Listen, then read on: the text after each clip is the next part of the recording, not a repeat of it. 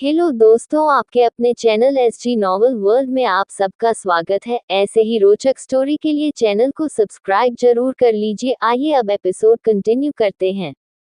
Episode 81। मैं आपको आपकी बेटी लौटाने आया हूँ। आरुषि की कॉलेज की कुछ लड़कियां इरिटेट कर रही थी और वह यकीन नहीं कर रही थी कि सच में आरुषि की शादी गोवा के सबसे नंबर 1 बिजनेसमैन अनिरुद्ध राणा से हुई है। पूरे दिन उन्होंने आरुषि को परेशान किया। जब कॉलेज एंड होता है और आरुषि कॉलेज के बाहर इंतजार कर रहे होते हैं, तब भी वह लड़कियां आरुषि को छेड़ते हुए कहते हैं, अरे आरुषि, तुम तो अनिरुद्ध राणा की पत्नी हो, इतना बड़ा नंबर 1 बिजनेसमैन की पत्नी, तो तुम यहाँ क्या ऑटो का इंतजार कर रही हो। हंसते हुए उस लड़की की बात पर बाकी सभी खड़ी लड़कियां भी आरुषि की तरफ देखकर हंसने लगती है। वह अपने हंसी से आरुषि को ताने मार रही थी। आरुषि इरिटेट, अब बस बहुत हो गया। तुम लोगों को प्रॉब्लम क्या है? सुबह से मैं परेशान हो गई हूँ। तुम्हें यकीन करना है तो करो, नहीं करना तो नहीं करो, लेकिन मेरा पीछा छोड़ो। आखिर तुम्हें क्या मिल रहा है मुझे ये परेशान करके? एक लड़की और उसी के सामने आकर उसके माथे पर पॉइंट करते हुए कहती है, हम ये सब बातें करना बंद कर देंगे, पहले तुम झूठ बोलना बंद करो। अनिरुद्ध राणा मेरा पति है, ये कहकर पूरे कॉलेज की अटेंशन तुमने ले ली है। तुम्हारी तो भाव ही बढ़ गए हैं, इसलिए नॉर्मल हो जो जो तुम पहले हुआ करती थी, जहां तुम्हें कोई नहीं जानता था। बेफिजूल की अटेंशन लेने की कोशिश मत करो। जो अटेंशन हमारी है वह तुम्हें नहीं मिल सकती, और अनिरुद्ध राणा जैसा बिजनेसमैन तुम जैसी मामूली सी लड़की से शादी नहीं कर सकता। आई बात समझ में? वह लड़कियां आरुषि को धमका रही होती है कि तभी एक ब्लैक कलर की रोल्स रॉयल्स गाड़ी आकर रुकती है। उन सभी लड़कियों की नज़र और गेट पर खड़े बाकी दूसरे स्टूडेंट की नज़र भी जब उस रोल्स रॉयल्स गाड़ी पर पड़ती है तो सभी लोग शॉक्ड रह जाते हैं। ड्राइवर जाकर गाड़ी का दरवाजा खुलता है और जिसमें से उतरता है अनिरुद्ध राणा। अनिरुद्ध राणा को कौन नहीं जानता था। सभी लड़कियां अनिरुद्ध की पर्सनैलिटी और उसकी खूबसूरती को देखकर बस उसे देखते रह जाती है। आरुषि उन सभी लड़कियों की तरफ गौर से देखते हैं जो कुछ सेकंड पहले उसे परेशान कर रही थी, और अब वह अनिरुद्ध से अपनी नजरें नहीं हटा पा रही थी। अनिरुद्ध अपनी आंखों पर लगे ब्लैक कलर के सनग्लासेस को उतरता है और उसे ड्राइवर के हाथ में देते हुए आरुषि के पास पहुंचकर उसके बैग को पकड़ते हुए कहता है, मैं लेट तो नहीं हुआ ना? अचानक अनिरुद्ध की एंट्री से आरुषि खुद भी हैरान हो गई थी, और उसका बैग पकड़ना और ये पूछना कि वह लेट तो नहीं हुआ आवश्यक और भी ज्यादा अटपटा लग रहा था। वह हिचकिचा चाहते हुए झूठा मुस्कुराते हुए कहती है, नहीं, बिल्कुल नहीं, तुम बिल्कुल वक्त पर आए हो। पर तुम कैसे आए? मेरा मतलब है तुम्हारी तो मीटिंग थी ना? अनिरुद्ध, हाँ बिल्कुल मीटिंग है, लेकिन मैं 15 मिनट के लिए रोक दिया क्योंकि मैं अपनी पत्नी को खुद लेने आना चाहता। अनिरुद्ध की बात सुनकर आरुषि के चेहरे पर शॉकिंग एक्सप्रेशन आ जाते हैं। वह कुछ बोल ही नहीं पाती, उसका मुंह खुला का खुला रह जाता है। अनिरुद्ध आरुषि के चेहरे पर हल्के से टैप करते हुए कहता है, आरुषि अपना मुंह बंद करो वरना मक्खी घुस जाएगी। अनिरुद्ध की इस बात पर आरुषि हल्के से अपने कोहनी को उसके पेट में मरती है, जिस पर अनिरुद्ध हल्का सा मुस्कुरा जाता है। वह दो लड़कियां जो आरुषि को सबसे ज्यादा परेशान कर रही थी, वह दोनों अनिरुद्ध के पास आकर बहुत ही हम्बल और मुस्कुराते हुए कहती हैं, आप मिस्टर अनिरुद्ध राणा है तो राणा इंडस्ट्रीज के सीईओ? अनिरुद्ध, हाँ बिल्कुल, मैं अनिरुद्ध राणा हूँ, आपने बिल्कुल सही पहचाना। वह दोनों लड़कियां एक दूसरे की तरफ देखकर बड़ी खुश होती है और उसके बाद में अनिरुद्ध की तरफ हाथ बढ़ाकर कहती है, हेलो, मेरा नाम मिताली है और मैं आरुषि की दोस्त हूँ। मिताली के कहने पर आरुषि उसे हैरान होकर देखती है, क्योंकि वह तो किसी भी मायने में आरुषि की दोस्त नहीं थी। अनिरुद्ध आरुषि की तरफ देखता है और वह मिताली से हाथ मिला लेता है। उसके बाद वह दूसरी लड़की से भी हाथ मिलाता है और वह दूसरी लड़की अनिरुद्ध को अपना इंट्रोडक्शन देती है। उनके बीच में कुछ बातें होती है जिसमें वह दोनों लड़कियां अनिरुद्ध से बहुत ही ज्यादा मुस्कुराते हुए, हंसते हुए और थोड़ा फ्लर्टी में बात करने लगते हैं, जिसे देखकर आरुषि को जलन होती है। आखिरकार आरुषि अपनी जलन को कंट्रोल नहीं कर पाती और वह अनिरुद्ध के हाथ को पकड़कर अपने चेहरे पर झूठी हंसी लाते हुए कहती है, अनिरुद्ध, इससे किसी और दिन बात कर लेना, अभी हमारा चलना जरूरी है। वैसे भी तुम्हारी मीटिंग को तुम सिर्फ 15 मिनट रोक कर आए हो, 1 घंटा नहीं। अनिरुद्ध, अरे हाँ बिल्कुल, मैं तो ये भूल ही गया था, एक्चुअली इतना इंटरेस्टिंग बात कर रही थी कि मैं अपनी मीटिंग के बारे में ही भूल गया। अनिरुद्ध के उस कॉम्प्लीमेंट पर वह दोनों लड़कियां मुस्कुरा जाती है और आरुषि अनिरुद्ध को अपने गुस्सैल आंखों से देखकर एटीट्यूड दे रही होती है। अनिरुद्ध समझ रहा होता है कि आरुषि को जलन हो रही है और वह सब कुछ उसे जेलस फील करवाने के लिए कर रहा होता है, क्योंकि उसे बहुत अच्छा लगता है जब आपसे अनिरुद्ध के लिए जेलसी फील करते हैं। आरुषि अनिरुद्ध का हाथ पकड़कर कहती है, चले अनिरुद्ध। अनिरुद्ध, बिल्कुल बाय मिताली और रूपा, कभी और मिलते हैं। तारांकन। आरुषि और अनिरुद्ध गाड़ी में बैठकर कुछ दूर ही पहुंचते हैं, तभी आरुषि अनिरुद्ध को गुस्से नजरों से देखते हुए कहती है, किसी ने सही कहा है, आदमी कहीं का भी हो आदमी ही रहता है, सबकी फितरत एक होती है, वह कभी नहीं बदलता। अनिरुद्ध मुस्कुराता है क्योंकि वह जानता था कि अब पूरे रास्ते आरुषि उसे सुनते हुए जाएगी। उसे थोड़ी सी ही बात में आरुषि काफी ज्यादा जेलस हो गई है और अनिरुद्ध को आरुषि की एक जेलसी वाली फीलिंग को देखकर बड़ा मजा आ रहा था। न जाने की एक्टिंग करते हुए अनिरुद्ध कहता है, क्या मतलब है तुम्हारा? तुम क्या मुझे बाकी सभी आदमी से कंपेयर कर रही हो? आरुषि, ऐसा मत करो, मैं अनिरुद्ध राणा हूँ, मेरे जैसा कोई नहीं हो सकता।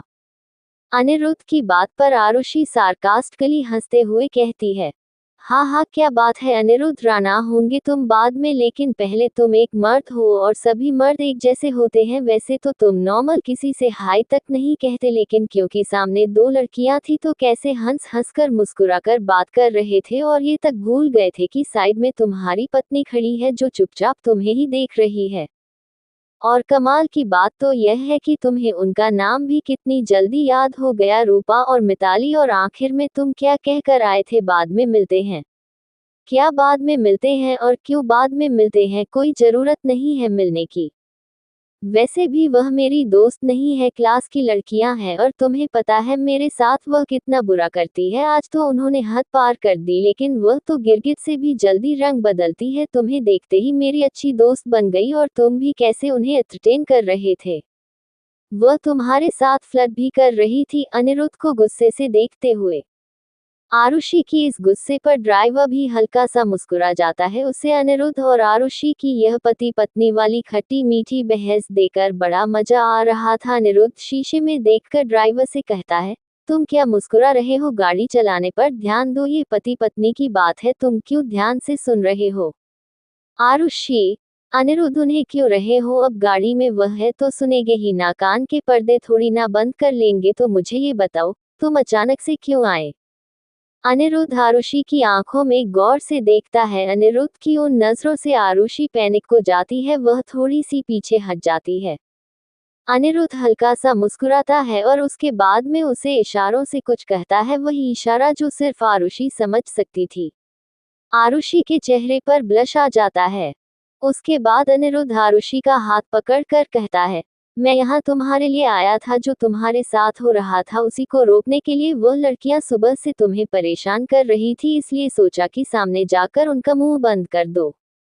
वह आज के बाद तुम्हें फिर कुछ नहीं कह पाएंगे। इनफैक्ट अगर तुम्हें कोई और भी परेशान करने की कोशिश करेगा ना, तो वह तुम्हारी लड़ जाएंगे, क्योंकि तुम अब अनिरुद्ध राणा की पत्नी हो और अनिरुद्ध राणा की नजरों में अच्छा बनने के लिए वह तुम्हारे साथ भी अच्छी ही रहेंगी।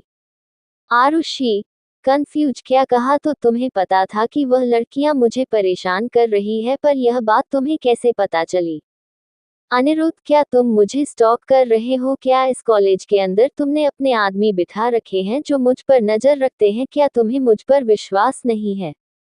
अनिरुद्ध अपने जेब से मोबाइल निकालकर आरुषि को दिखाते हुए कहता है, ये देखो, ये सुबह के करीब 11 बजे गलती से तुम्हारा कॉल मेरे पास आया था और मैंने रिसीव किया तो मुझे कुछ आवाज आ रही थी और मैंने वह तुम्हारी सारी बातें सुन ली कि कैसे वह लड़की तुम्हें डिमिन करने की कोशिश कर रही थी। तो मैं यह जताने की कोशिश कर रही थी कि अनिरुद्ध राणा तुमसे कभी शादी नहीं करेगा, और मुझे सुनकर बहुत गुस्सा आ रहा था कि तुम अपने को डिफेंड क्यों नहीं कर रही हो। और फिर मुझे लगा कि तुम तो कुछ बोलोगी नहीं, इसलिए मुझे ही कुछ करना पड़ेगा, तो सोचा कि चलो सामने चलकर नाच कहते हुए भी कुछ जवाब देकर आओ। अनिरुद्ध की बात सुनकर आरुषि खुश हो जाती है, उसके चेहरे पर एक सुकून आ जाता है। आरुषि, अच्छा तो ऐसी बात है, इसलिए तुम उनके साथ इतना ओवर फ्रेंडली हो रहे थे ताकि वह आगे मुझे परेशान ना करे। वैसे मुझे तुम्हारा आइडिया अच्छा लगा। अनिरुद्ध आरुषि के बात पर अनिरुद्ध मुस्कुरा जाता है। आरुषि खिड़की के बाहर देखती है और तभी उसके चेहरे की मुस्कुराहट पल भर में गायब हो जाती है। अनिरुद्ध की तरफ देखकर शॉक्ड होकर कहती है, हम यहाँ क्यों आए हैं? अनिरुद्ध आरुषि की तरफ देखकर एक गंभीर आवाज में कहता है, हिसाब किताब बराबर करने के लिए। अनिरुद्ध दरवाजा खोलता है, तभी आरुषि उसके हाथ पकड़कर उससे कहती है, अनिरुद्ध रहने देते हैं, रात गई बात गई, मैं उन लोगों की शक्ल फिर नहीं देखना चाहती। कल ही मैं सारे रिश्ते उनसे खत्म करके आ गई हूँ, मैं वापस उस दरवाजे पर नहीं जाना चाहती। अनिरुद्ध, तो तुम आराम से यहाँ बैठी रहो, मैं उन्हें दरवाजे तक लेकर आऊंगा, क्योंकि जो उन्होंने तुम्हारे साथ किया है उनके साथ होना भी जरूरी है, ताकि वह याद रखे कि उन्होंने कल किसके साथ बुरा बर्ताव किया था। इस दुनिया में किसी की इतनी हिम्मत नहीं होनी चाहिए कि वह अनिरुद्ध राणा की पत्नी के साथ कुछ ऐसा करे। उनकी असली औकात दिखाना जरूरी है।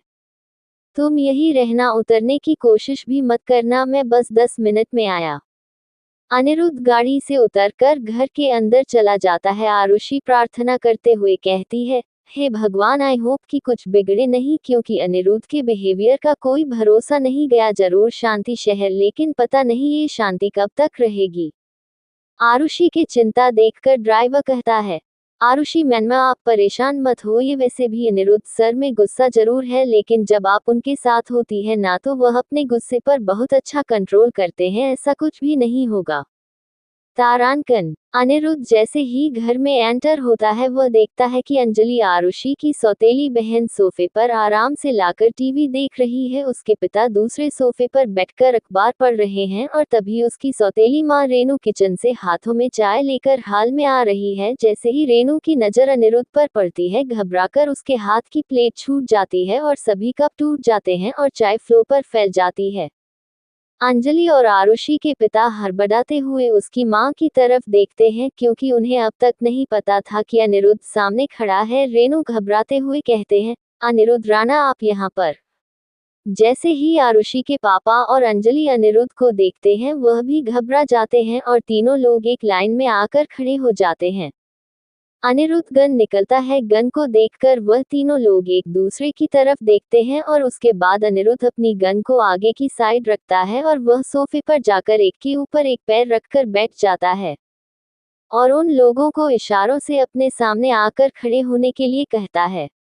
वह तीनों घबराकर अनिरुद्ध के सामने आकर हाथ जोड़कर खड़े हो जाते हैं। आरुषि के पिता घबराते हुए कहते हैं, अनिरुद्ध राणा जी, आप यहाँ पर, बड़े दिनों बाद आपको देखा, कैसे हैं आप? अनिरुद्ध राणा, एटीट्यूड टोन, मैं तो बहुत अच्छा हूँ, लेकिन तुम लोग अच्छे नहीं रहने वाले, कुछ हिसाब किताब बाकी है, बस वही पूरा करने आया। रेनू, घबराते हुए, कैसे हिसाब किताब? अनिरुद्ध हल्का सा मुस्कुराता है और उसके बाद रेनू को गुस्से से देखते हुए कहता है, तुम्हारे हाथ बहुत चलाते हैं और जुबान उससे कहीं ज्यादा। खैर, मैं आपको आपकी बेटी लौट आया हूँ। अनिरुद्ध की बात सुनकर तीनों लोग हैरान रह जाते हैं। रेनू और आरुषि के पिता एक दूसरे की तरफ देखते हैं। रेनू, घबराते हुए, हम कुछ समझ नहीं, आप क्या कहना चाह रहे हैं? आरुषि की तो आपके साथ शादी हो गई है, ना कि आप उससे शादी तोड़ रहे हैं। आरुषि के पिता, अनिरुद्ध जी, आप ही क्या कर रहे हैं? देखिए, अब शादी हो गई है, आप इसे शादी तोड़कर मत, मैं जानता हूँ कि वह आपके लायक नहीं है, आप कहाँ और हो लड़की कहाँ, लेकिन ऐसा मत कीजिए। ऐसा हो सकता है कि अगर आपको दूसरी शादी करनी है तो आपको कर सकते हैं, आरुषि को कोई प्रॉब्लम नहीं होगी। वो तेरा घर के किसी भी छोटे मोटे कमरे में गुजारा कर लेगी, लेकिन उसे ऐसे छोड़िए मत। अनिरुद्ध आरुषि के पिता की बात सुनकर गुस्से से उनको देख रहा होता है। अनिरुद्ध के उसे गुस्से को देखकर रेनू आरुषि के पिता को चुप रहने का इशारा करती है। अनिरुद्ध खड़ा होता है और आरुषि के पिता की तरफ आगे बढ़ता है। उन सबके दिल की धड़कनें बढ़ जाती है। एपिसोड 82, आप मुझे अंजलि बेच दो।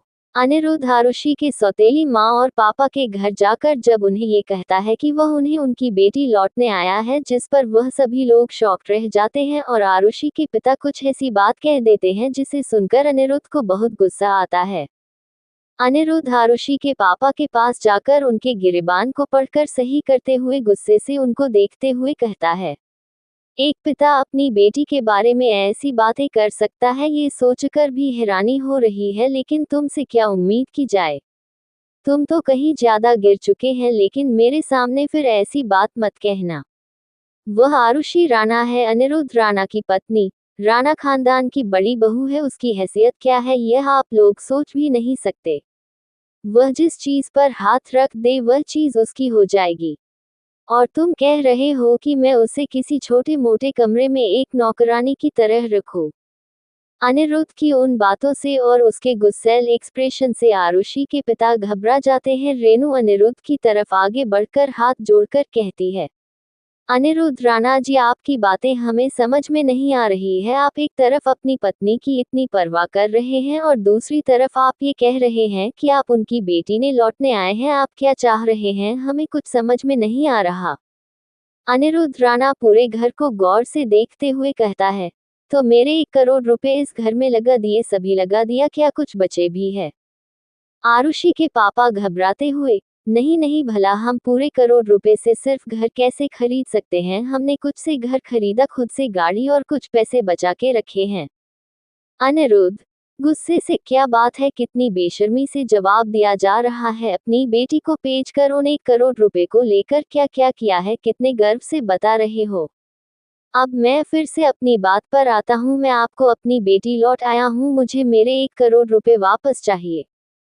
अनिरुद्ध की बात सुनकर सभी लोग घबरा जाते हैं। आरुषि के पापा हाथ जोड़कर कहते हैं, आप ये क्या कह रहे हैं? अब हम भला 1 करोड़ रुपए कहाँ से लेकर आएंगे? देखिए आरुषि आपकी पत्नी है, हमें कुछ समझ नहीं आ रहा कि अचानक से अपनी बातें क्यों कर रहे हैं।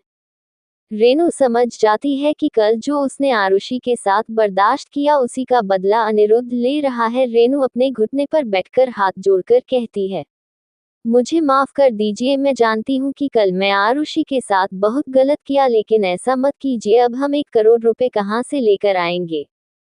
अनिरुद्ध रेणु की तरफ गुस्से से देखते हुए कहता है, उसका हिसाब करना कभी बाकी है, और वह मैं बराबर करूंगा, लेकिन फिलहाल मुझे नहीं पता कहाँ से लेकर आओगे, लेकिन मुझे मेरे 1 करोड़ रुपए वापस चाहिए और मैं आपको आपके बेटी लौट रहा हूँ।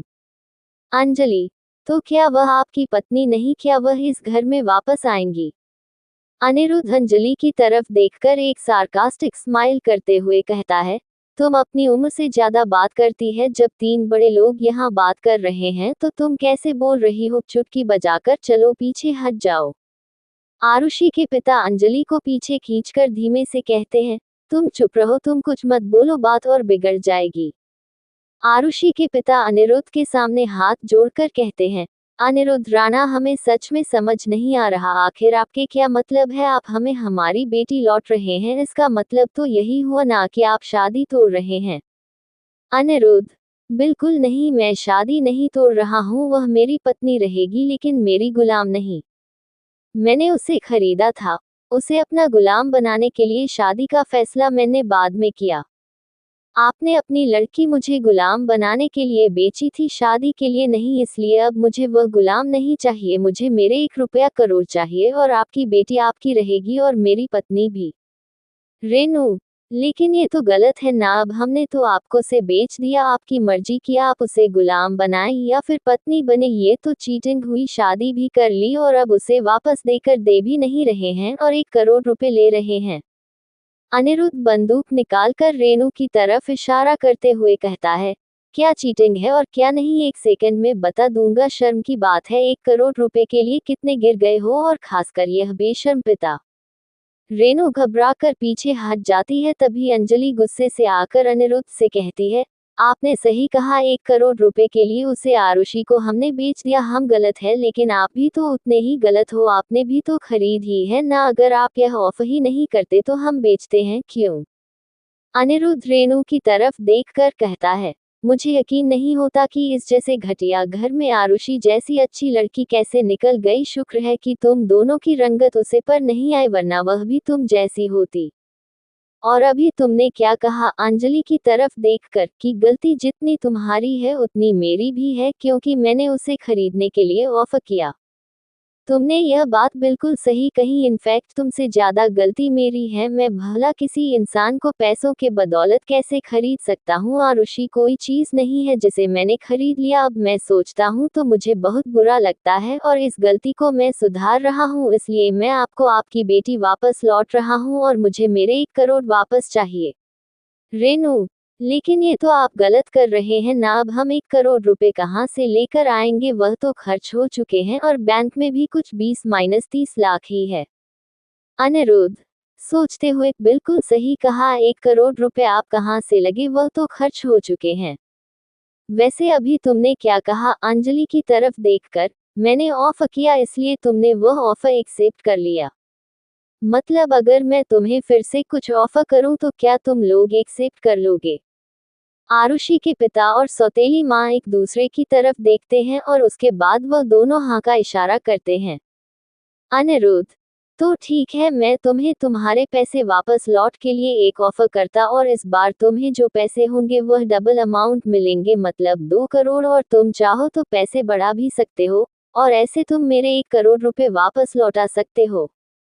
रेनू और आरुषि के पिता पर फिर से लालच का पर्दा आ जाता है। अनिरुद्ध क्या कहना चाह रहा है, कहने के पीछे का क्या मतलब है, वह कुछ नहीं समझते और वह तुरंत हामी ही भर देते हैं कि वह अनिरुद्ध के ऑफर के लिए तैयार है। अनिरुद्ध, मुस्कुराते हुए, क्या बात है, अब लग रहा है कि आपको ज्यादा ही चालाक हो, कुछ वक्त भी नहीं लिया सोने का। चलो तो मैं अपना ऑफर बताता हूँ। मैं शुरुआत 2 करोड़ रुपए से करता हूँ। मैं आपको 2 करोड़ रुपए दूंगा, आप मुझे अपनी छोटी बेटी अंजलि बेच दीजिए। जैसी अनिरुद्ध अपना ऑफर रखता है अंजलि को खरीदने का, वह तीनों घबरा जाते हैं। रेनू अंजलि के पास जाकर उसे अपने करीब गले से लगाते हुए कहती है, आप ये क्या कह रहे हैं और आप ऐसी बातें कर भी कैसे सकते हैं? मेरी बेटी है, वह कोई सामान नहीं है जिसे मैं भेज दूंगी। मुझे आपका ही ऑफर बिल्कुल भी पसंद नहीं आया। अनिरुद्ध, अरे ठीक है, मैं पैसे बढ़ा देता हूँ, 2 से सीधा 8 करोड़ ले लीजिए और अपनी बेटी मुझे दे दीजिए और वह 1 करोड़ रुपए भी लौटा दीजिए, मतलब टोटल 7 करोड़। आरुषि के पिता गुस्से से अनिरुद्ध पर चिल्लाते हुए कहते हैं, देखो तुम बड़े हो, बहुत पैसे वाले हो, इसका मतलब यह नहीं कि दो जो तुम चाहोगे तुम्हें मिल जाएगा। मेरी बेटी है, वह तुम चाहे 2, 10 ये कितने भी करोड़ों ऑफर करो, मैं अपनी बेटी को नहीं दूंगा। तुम्हें सोचा भी कैसे? अनिरुद्ध अंजलि की तरफ देखकर, जो घबरा रही थी, कहता है, तुम तो अभी कह रही थी कि मैं ऑफर दिया इसलिए तुमने एक्सेप्ट कर लिया, तो मैं वापस से ऑफर दे रहा हूँ, तो तुम्हारे मम्मी पापा एक्सेप्ट क्यों नहीं कर रहे? अब क्यों बोल रहे हैं कि वह अपनी बेटी को नहीं बचेंगे? चाहे मैं उन्हें कितने भी ऑफर क्यों ना दूं, मैं अनलिमिटेड ऑफर दे रहा हूँ, ये फिर भी मना कर रहे हैं। अब क्या हो गया है? अनिरुद्ध की बात को तीनों लोग समझ जाते हैं। अनिरुद्ध उठकर उन तीनों की तरफ देखते हुए कहता है, अपने गुस्से को कंट्रोल करते हुए कहता है, आप अपनी इस बेटी को नहीं बेच रही क्योंकि यह आपकी जान है, आपकी बेटी है। आरुषि भी आपकी बेटी थी, वह भी आपके लिए उतनी ही कीमती होनी चाहिए थी जितनी ये लड़की है, लेकिन आप लोगों ने उसे एक सामान जैसा बेच दिया। मैंने तो गलत किया जिसका मुझे एहसास है, लेकिन तुम सबको अभी तक गलती का एहसास नहीं हुआ कि आपने कितना बड़ा गुनाह किया है। और बात यहाँ पर सिर्फ मेरे पैसे ऑफर करने की नहीं है, अगर आपको कोई 50,000 भी ऑफर कर देता तो भी आप अपनी बेटी को बेच देते, क्योंकि आपके लिए वह बेटी कभी थी ही नहीं, सिर्फ एक बोझ थी। एक लड़की जिसकी बचपन में ही माँ चली गई, उसके पिता को कम से कम उससे प्यार देना चाहिए था, भले ही सौतेली लोग ना दे, लेकिन वह पिता तो अपनी नई परिवार में इतना व्यस्त हो गया कि उसने अपनी बेटी को सिर्फ एक सामान समझ लिया। कोई खरीदार आया और उसने आंख बंद करके बेच दिया। अनिरुद्ध की बात सुनकर आरुषि के पिता के नज़ारे झुक जाती है।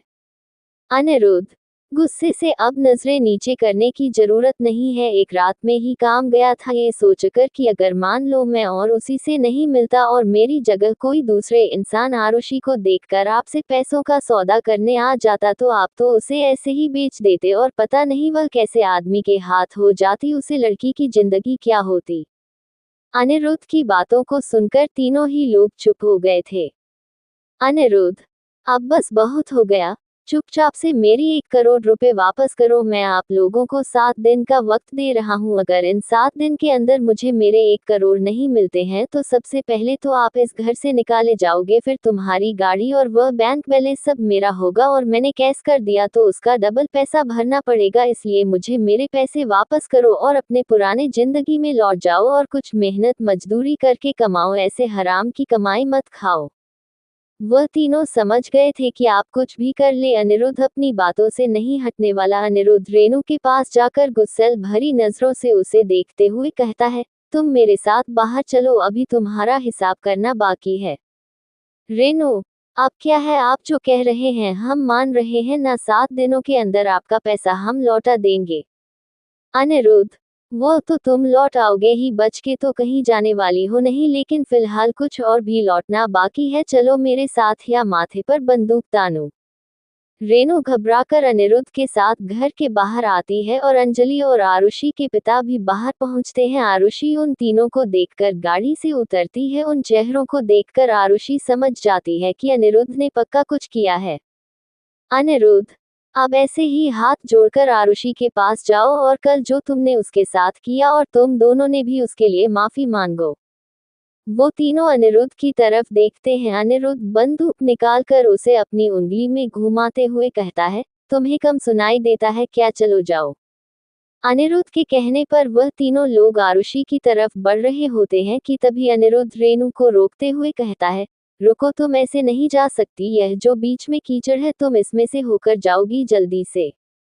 बंदूक का डर दिखाते हुए अनिरुद्ध के कहने पर रेनू कीचड़ में होकर आगे बढ़ती है और तभी उसका पैर फिसल जाता है और वह धड़ाम से कीचड़ में गिर जाती है। उसका पूरा शरीर कीचड़ से भर जाता है, उसकी आंखों में मिट्टी चली जाती है। अंजलि उसे संभालती है। आरुषि हैरान हो रही थी अनिरुद्ध जो कुछ भी उन लोगों से करवा रहा था। अनिरुद्ध रेनू के पास जाकर धीमे से कहता है, कल तुमने मेरे पत्नी को ऐसे ही पकड़कर कीचड़ में धक्का मारा था ना, यह उसका हिसाब है।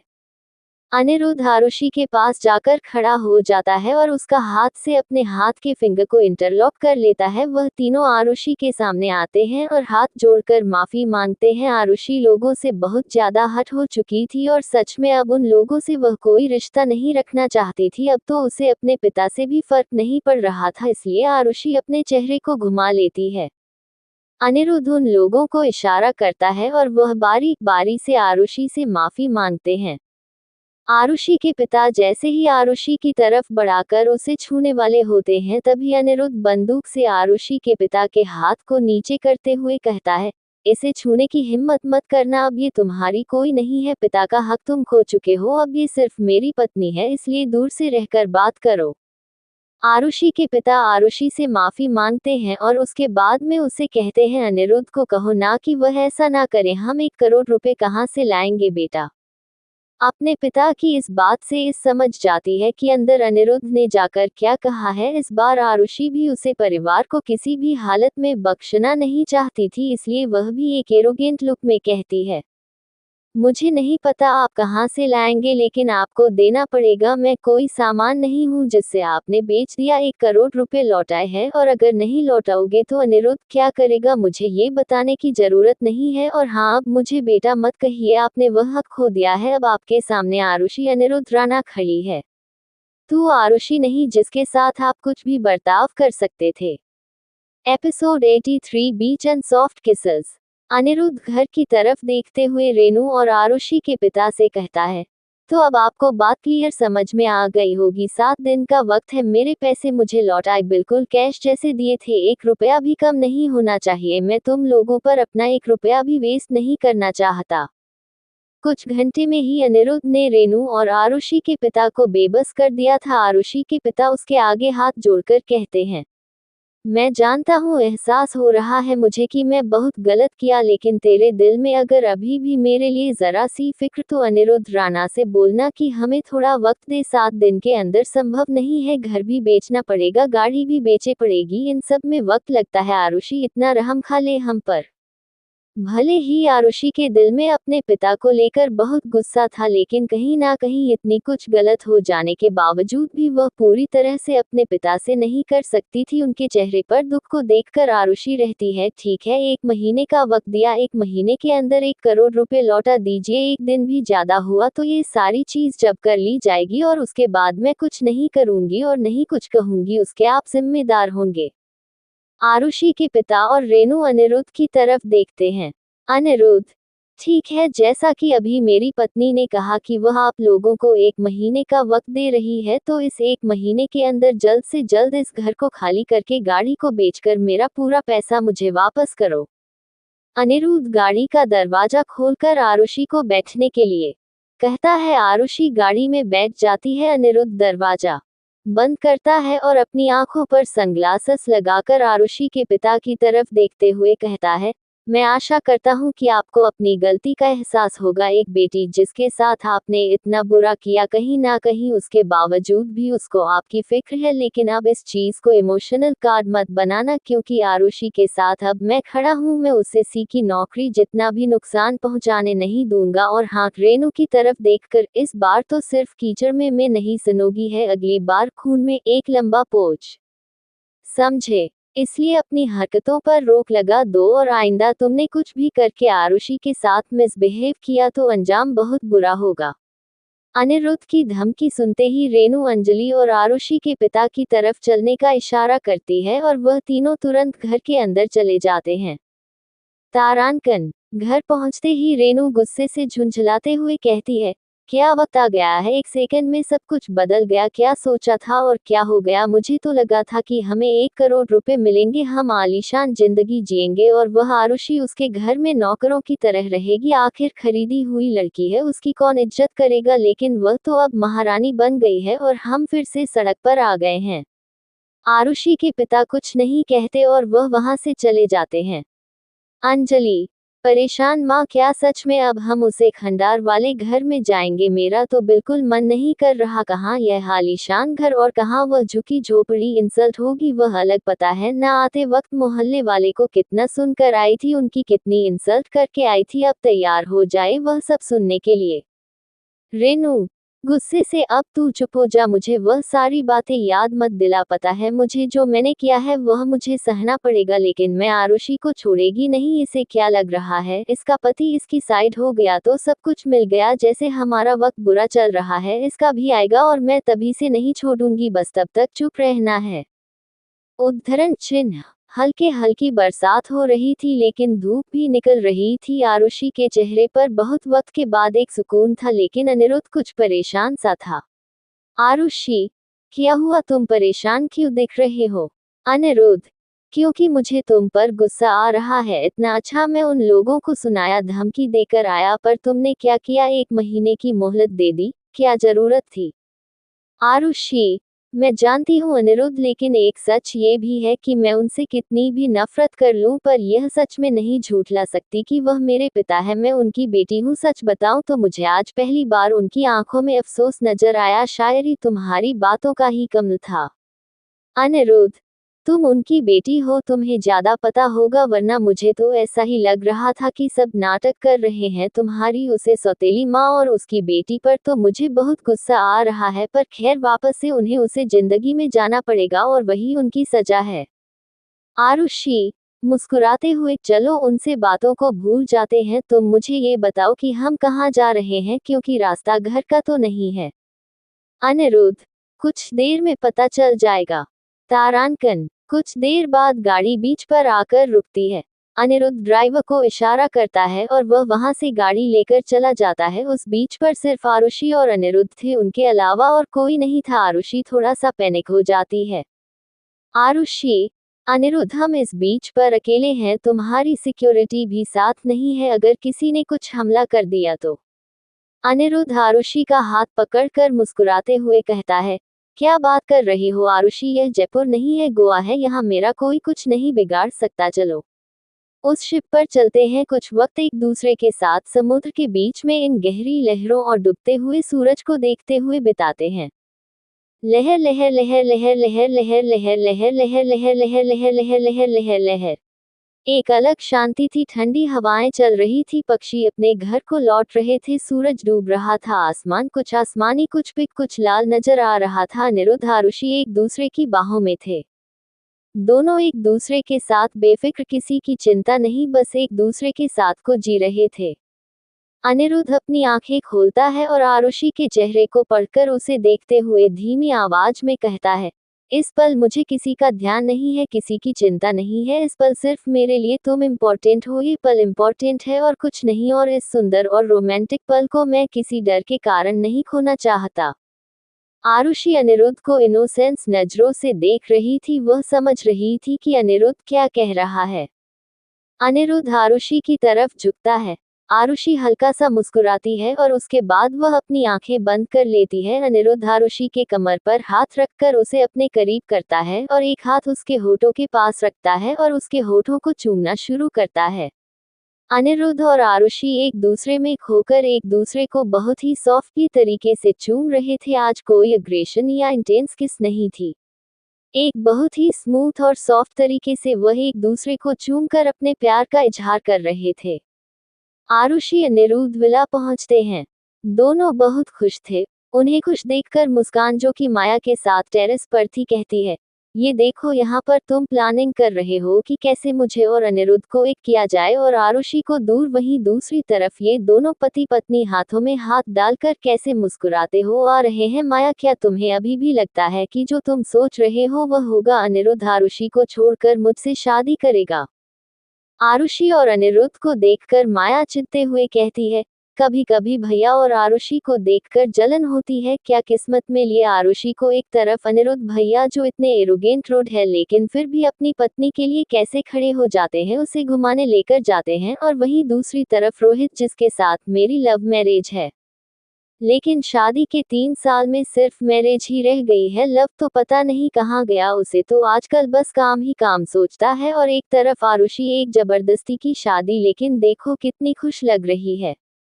मुस्कान, माया तुम उनसे जेलस बाद में हो लेना, तो मुझे बताओ, यहाँ पर पिछले हो गए हैं, कुछ भी नहीं हो रहा है, मुझे लग रहा है कि मैं फालतू में यहाँ आए, ये तो और करीब आते जा रहे हैं, कौन से बाबा की बात मान रहे हैं लोग। माया, मुस्कान, पहले तो तुम ऐसी बातें करना बंद कर दो, माँ पहले ही नाराज हो गई थी तुम्हारी इस तरह की बातों से, और वह कह रही है ना अच्छा प्लान तैयार कर रही है, मौके पर वार करेंगे, तो इंतजार करो, और जब तक वह हमें कुछ नहीं बताती हम अपनी तरफ से कुछ कर लेते हैं और उसी के अच्छे खासे मूड को स्पॉइल कर देते हैं। ऐसा कुछ करते हैं कि जो अच्छा मोमेंट भाई के साथ बिता कर आए हैं वह पल भर में गायब हो जाए। मुस्कान, लेकिन क्या? माया, इधर आओ। माया मुस्कान को अपना प्लान बताती है। आरुषि और अनिरुद्ध विला में एंटर करके जैसे ही आरुषि के कमरे की तरफ जा रहे होते हैं कि तभी सीढ़ियों से मुस्कान के चिल्लाने की आवाज आती है। वह दोनों एक दूसरे की तरफ देखते हैं और उसके बाद टेरेस की तरफ जाते हैं। जैसी वह सीढ़ियों पर पहुंचते हैं वह देखते हैं कि मुस्कान अपना एक पैर पकड़कर बैठी हुई है और वह दर्द से कर रही है। आरुषि और अनिरुद्ध मुस्कान के पास पहुंचते हैं। आरुषि, मुस्कान, क्या हुआ? तुम ऐसे पैर पकड़ कर क्यों बैठी हो? क्या तुम्हारा पैर मुड़ गया है? मुस्कान, हाँ यही हुआ है, एक्चुअली मैं यहाँ पर काफी देर से बैठी हुई थी और एकदम से उठी तो मेरा एक पैर सुन्न हो गया और मैं एक कदम रखा है कि एकदम से पैर मुड़ गया। मैं अपने आप को नहीं संभाल पाई, पर थैंकफुली कि मैं अपना बैलेंस संभाल लिया इस रेलिंग को पकड़कर और मैं नहीं गिरी, वरना कुछ ज्यादा हो सकता था। मेरे पैर में शायद मोच आ गई है, बहुत दर्द कर रहा है, मुझे उठा नहीं जा रहा। अनिरुद्ध, ओके मुस्कान, तुम उठने की कोशिश भी मत करो। आरुषि की तरफ देखकर, मुझे ही मुस्कान को उठाना पड़ेगा और कोई ऑप्शन नहीं है। आरुषि, हाँ ठीक है। अनिरुद्ध मुस्कान को अपनी बाहों में उठता है और उसे उसके कमरे में लेकर जाता है। टेरेस पर छपी हुई माया मुस्कुराते हुए कहती है, क्या बात है, इससे ज्यादा कुछ तो नहीं होगा, लेकिन आरुषि का मुंह बिल्कुल स्पॉइल हो जाएगा क्योंकि एक लड़की बिल्कुल बर्दाश्त नहीं कर सकती कि उसकी पति की बाहों में कोई दूसरी लड़की हो, भले सिचुएशन कैसी भी हो, पर वह पसंद नहीं करेगी। मान गए, मुस्कान ने भी क्या एक्टिंग की है। अनिरुद्ध मुस्कान को उसके बेड पर बैठाता है और आरुषि स्प्रे लाकर मुस्कान के पैरों में लगाती है। कुछ देर बाद मुस्कान अपने चेहरे पर रिलीफ के एक्सप्रेशन लाकर कहती है, अब मुझे काफी आराम मिल रहा है, बहुत अच्छा लग रहा है, thank you so much. Aniruddh, ठीक है तुम आराम करो और हो सके तो रात में वहां मजा आया करो, और अगर तुम्हें किसी भी चीज की जरूरत हो तो मुझे कॉल कर देना, सामने ही मेरा कमरा है, तुम्हें कुछ भी चाहिए तो खुद से मत जाना, कम से कम सुबह तक इस प्यार को रिलीफ दो। Muskaan, thank you are so much Anirudh, so sweet of you. Arushi Muskaan को गौर से देखती है कि मदद तो उसने भी की है लेकिन सब कुछ अच्छा सिर्फ अनिरुद्ध को कहा, और अनिरुद्ध जब उसे बाहों में उठाकर लाया था तो आरुषि को जलन हो रही थी, सिचुएशन ऐसी थी वह मन नहीं कर सकती थी। आरुषि, ठीक है तुम आराम करो, हम चलते हैं, गुड नाइट। आरुषि और अनिरुद्ध मुस्कान के कमरे से बाहर आते हैं। अनिरुद्ध आरुषि को पढ़कर अपने कमरे की तरफ इशारा करते हुए कहता है, अभी बहुत जल्दी है सोने के लिए, चलो कुछ देर बातें करते हैं। आरुषि, जेलस नहीं, मुझे नींद आ रही है, मैं सोने जा रही हूँ, गुड नाइट। आरुषि अपने कमरे में पहुंचकर जेलस टोन में कहती है, इतना आराम से बोल रहा था, किसी भी चीज की जरूरत हो तो सामने ही मेरा कमरा है, और वह भी सिर्फ अनिरुद्ध कोई थैंक यू बोले, हालांकि मैं उसके पैर में स्प्रे लगाया था, मुझे कुछ नहीं कहा, आखिर इंटरेस्टेड है क्या वह? लग तो यही रहा है।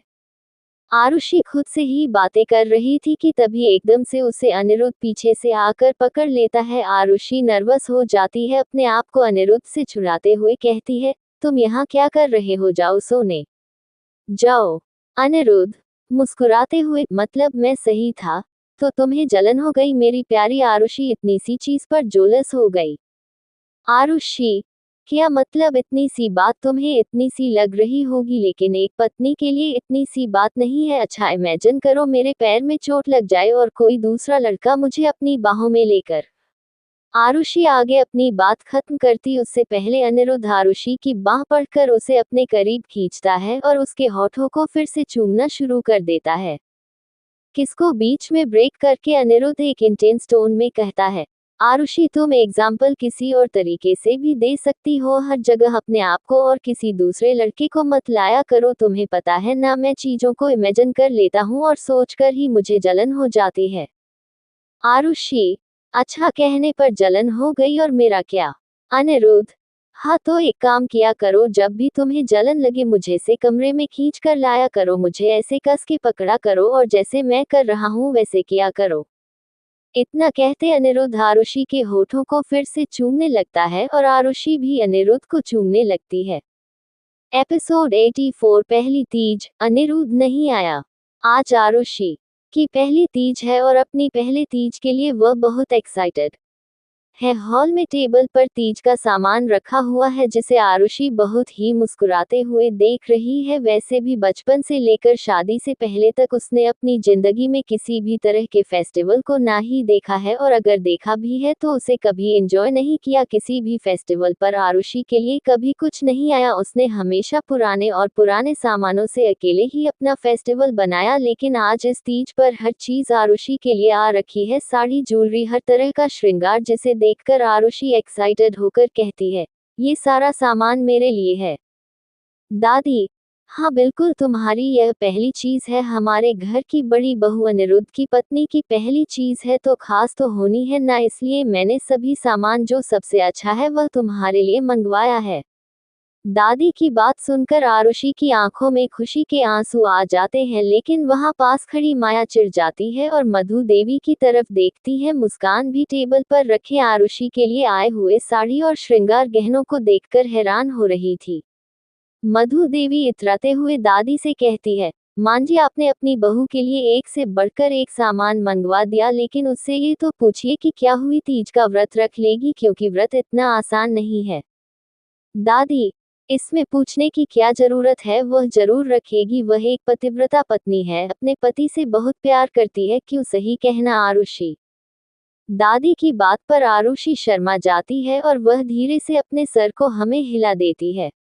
माया, वैसे तुम्हें पता है ना, इस व्रत में सूरज ढलने से पहले तुम ना तो एक घूंट पानी पी सकती हूँ और ना ही कुछ खा सकती हो, कर लोगे ना तुम यह व्रत? कहीं ऐसा तो नहीं कि सिर्फ दादी के सामने उन्हें खुश करने के लिए हाँ कर रही हो, क्योंकि तुमने ऐसी चीज अपनी जिंदगी में कभी नहीं देखी, हमारे लिए तो आम है, हम तो बचपन से देख रहे हैं। आरुषि, उदास टोन, हाँ मैं जानती हूँ कि मैं बचपन में कुछ भी नहीं देखा, लेकिन इसका मतलब यह नहीं कि मुझे इन रिवाज के बारे में नहीं पता। अनिरुद्ध के लिए मैं हर व्रत करने के लिए तैयार हूँ, सिर्फ तीज ही नहीं। दादी, ये हुई ना बात, मिल गया तुम दोनों को जवाब। अभी सवाल पर सवाल करना बंद करो और माया तुम भी अपना सामान उठा लो। मधु देवी माया की तरफ गुस्से से देखती हैं और माया को एहसास होता है कि वह तो आरुषि के साथ अच्छा बनने का नाटक कर रहे हैं, लेकिन उसने आज उसे ताना मार दिया। अपने चेहरे पर झूठी मुस्कुराहट लाकर माया आरुषि से कहती है, अरे आरुषि, मेरी बात का बुरा मत मानना दादी, मेरे कहने का मतलब वह नहीं था, वह ऐसे ही मुंह से निकल गया क्योंकि हम जानते हैं ना आरुषि के पेस्ट के बारे में। वैसे तो आरुषि साफ समझ रही थी कि अभी भी उनके दिल में आरुषि के लिए कोई अपनापन नहीं है, लेकिन वह माहौल को सही रखने के लिए झूठ मुस्कुरा देती है। तीज की बात चल ही रही थी कि तभी अनिरुद्ध हॉल में पहुंचता है और सामान को देखकर कहता है, क्या बात है, तो तीज की तैयारी शुरू हो गई। दादी, हाँ बिल्कुल, और तुम वक्त पर आ जाना क्योंकि इस बार तुम्हारी पत्नी ने भी व्रत किया है। पहले तो चल जाता था कि तुम त्योहार पर घर पर नहीं होते थे, लेकिन अब नहीं चलेगा। अपनी पत्नी को पानी पिलाकर ही तुम्हें उसका व्रत खोलना होगा। अनिरुद्ध आरुषि की तरफ देखकर कहता है, आरुषि, क्या तुम सच में व्रत रख रही हो? मेरा मतलब है कि अगर तुम नहीं रखना चाहती तो कोई जरूरत नहीं है। आरुषि, क्यों जरूरत नहीं है? मुझे यह व्रत रखना है और मैं रखूंगी, बस तुम वक्त पर आ जाना। अनिरुद्ध, हाँ ठीक है, मैं वक्त पर आ जाऊंगा, तो अब मैं चलता हूँ। माया और आरुषि, ख्याल रखना अपना। तारांकन। कुछ देर बाद माया मुस्कान के कमरे को खटखटाती है। मुस्कान, जो कि अपने कमरे में चॉकलेट खा रही होती है, दरवाजे पर खटखटा सुनकर वह पहले खो जाती है। वह जल्दी से पानी पीकर अपना मुंह साफ करती है और चॉकलेट को छुपा देती है। अपने चेहरे पर नॉर्मल एक्सप्रेशन लाकर मुस्कान दरवाजा खोलकर रहती है, हाँ बोलो माया। माया, मैं ये बोलने आई थी कि तुम व्रत रख रही हो ना? भाई के लिए तुमने पानी वगैरह तो नहीं पिया है ना? मुस्कान पहले तो थोड़ा नर्वस होती है, लेकिन उसके बाद में अपने चेहरे पर शांति वाले एक्सप्रेशन लाकर कहती है, अरे बिल्कुल भी नहीं, मुझे अच्छे से याद है, आंटी ने मुझसे कहा था कि इस तीज पर मुझे अनिरुद्ध के लिए व्रत रखना है, तो मैं कैसे भूल सकती हूँ? जिससे प्यार करती हूँ, जिसको पाने के लिए मैं इतना कुछ कर रही हूँ, उसे वक्त के बारे में भूल जाऊंगी? पानी पीना तो छोड़ो, मैंने देखा तक नहीं है। माया, अच्छी बात है, क्योंकि अब तुम हमारे लिए भाई की पत्नी बनने वाली हो, तो हम तुम्हारा ही ध्यान रखेंगे। मुस्कान, वैसे अगर अनिरुद्ध ने मुझे अपनी नहीं पिलाया तो मैं क्या बिना पानी की रहूंगी कल तक? माया, वैसे तो मैं पूरी कोशिश करूंगी कि भाई सबसे पहले अपनी तुम्हें ही पिलाए, लेकिन फिर भी अगर मेरी प्लानिंग फेल हो जाती है तो तुम खुद पी लेना। इसमें पानी पीना इम्पोर्टेंट है, उसे इंसान को देखकर जिसके लिए अपने व्रत रखा है, बस उससे ज्यादा कुछ नहीं। अच्छा तो मैं चलती हूँ, मैं ज्यादा नहीं बोलना चाहती, वरना मेरा गला सूख जाएगा और मुझे भी पानी की प्यास लगेगी। मैं अपने कमरे में जाकर आराम कर रही हूँ, तुम भी अपना ध्यान रखना। माया के जाने के बाद मुस्कान दरवाजा बंद करती है और अपनी चॉकलेट निकालकर बेड पर बैठकर आराम से उसे खाते कहते हुए कहती है, इन व्रत फालतू चीजों को मैं नहीं मानती, और वैसे भी अभी उसकी पत्नी बनी कहाँ हूँ जो मैं उसके लिए व्रत रखूं? मैं लोगों के चक्कर में पागल नहीं होने वाली। और वैसे भी सारा सामान दोस्त आरुषि के लिए आया है, मेरे लिए क्या आया है? कुछ भी नहीं, तो मैं क्यों व्रत रखूं? तारांकन। शाम के 6 बजे आरुषि तैयार हो गई थी। आज उसने बिल्कुल दुल्हन की तरह 16 सिंगार किया था। लाल साड़ी, माथे में लाल सिंदूर, लाल चूड़ियां, बहुत ही ज्यादा खूबसूरत और प्यारी लग रही थी। अपने आप को शीशे में देखी हुई आरुषि एक्साइटेड होकर कहती है, आज कुछ अलग ही सुंदर लग रही हूँ, शायद अनिरुद्ध के लिए। अपने ही बात पर आरुषि मुस्कुरा जाती है। अपनी मुस्कुराहट को कंट्रोल करते हुए कहती है, रिलैक्स आरुषि रिलैक्स, थोड़ा सा अपने आप को शांत कर, इतना मुस्कुराएगी तो आसपास के लोग सब पूछेंगे। आरुषि हाल में पहुंचती है जहां घर के सभी लोग इंतजार कर रहे होते हैं। आरुषि को देखकर सभी बस उसे देखते रह जाते हैं क्योंकि वह बहुत खूबसूरत लग रही थी। दादी आरुषि के कान के पीछे काला टीका लगाते हुए कहती है, नजर ना लगे, बहुत खूबसूरत लग रही है। आरुषि को देखकर माया इनसिक्योर हो जाती है। पहले वह आरुषि के लुक को देखती है और उसके बाद वह खुद के लुक को देखकर अपने मन में कहती है, मैं तो बिल्कुल भी तैयार नहीं हुई, और यह आरुषि देखो क्या लग रही है। माया रोहित के पास में खड़ी थी लेकिन रोहित की नजर आरुषि पर ही थी। आरुषि रोहित की नजर को पकड़ लेती है। रोहित थोड़ा सा हिचकिचा जाता है और उसके बाद में सब आरुषि के ध्यान को डाइवर्ट करने के लिए कहता है, चलो चलो चलते हैं, वैसे भी मंदिर पहुंचना है, पूजा करनी है और ट्रैफिक भी मिलेगा तो लेट नहीं होना चाहिए ना। दादी, हाँ सही कहा, लेकिन पहले अनिरुद्ध को कॉल कर दो कि वह सीधा मंदिर पहुंचे। वैसे तो मैंने उसे बताया था लेकिन उसका कोई भरोसा नहीं है, काम के चक्कर में वही चीज भूल जाता है और पहली बार है कि वह इस तरह के फंक्शन को अटेंड करेगा, वरना हमेशा तो वो बाहर ही रहता है। माया, चिंता मत कीजिए दादी, मैं बता दूंगी, लेकिन पहले हम चले तो सही। घर के सभी मेंबर मंदिर के लिए रवाना होते हैं। मुस्कान माया से कहती है, तुमने कॉल नहीं किया, कॉल कर दो अनिरुद्ध को। माया, क्या जरूरत है, रहने देते हैं, वैसे भी भैया एक बहुत इम्पोर्टेंट मीटिंग में है, खुद पर खुद आ जाएंगे। अगर उन्हें अपनी पत्नी की चिंता है, आरुषि को भी तो पता चलना चाहिए ना कि जिस पति के लिए वह इतनी शिद्दत से व्रत रख रही है उसका पति को कितना अपनी पत्नी का ध्यान है। मुस्कान, तो कुल मिलाकर तुम चाहती हो कि आरुषि की पहली तेज भी बेकार हो जाए। माया, बेकार तो नहीं, लेकिन वैसे ना जाए जैसी वह सोच रही है। माया की इविल मुस्कुराहट देखकर मुस्कान अपने मन में कहती है, ये कैसी बहनें हैं और कैसी माँ है, मुझे समझ नहीं आ रहा। ठीक है, सच में मेरा यहाँ आना ठीक है, क्योंकि अब मुझे एहसास हो रहा है कि शायद मैं उनके साथ मिलकर गलती कर दी। एक लड़की जो उनके बेटे की इतना ख्याल रखती है, यह उसके लिए ऐसा कर रही है। अगर मेरी अनिरुद्ध से शादी हो गई तो पता नहीं कि मेरे साथ क्या करेगी। तारांकन, इंतजार करते करते वक्त 6:30 से ऊपर चला गया था। 5 मिनट बाद पूजा का मुहूर्त खत्म होने वाला था। सभी औरतें अपने पति के साथ और कुंवारी कन्याएं अपना व्रत पानी पीकर खोल रही थी, लेकिन आरुषि पूजा की थाल लेकर चुपचाप बैठी हुई थी। उसे दुख भी हो रहा था और अनिरुद्ध पर गुस्सा भी आ रहा था। दो बार अनिरुद्ध को याद दिलाया था, लेकिन उसके बावजूद अनिरुद्ध अभी तक नहीं आया। दादी भी परेशान हो गई थी, वह भी अनिरुद्ध पर गुस्सा करते हुए कहती है, इस लड़के को कितना समझकर भेजा था कि वक्त पर आना, लेकिन इसे कोई होश ही नहीं रहता। अपने काम में इतना व्यस्त हो गया है कि भूल गया है कि इसकी पत्नी सुबह से बिना खाए बिना पिए इसका इंतजार कर रही है। माया, तुमने अनिरुद्ध को कॉल किया, तुमने उसे याद दिलाया था ना मंदिर में आने के लिए।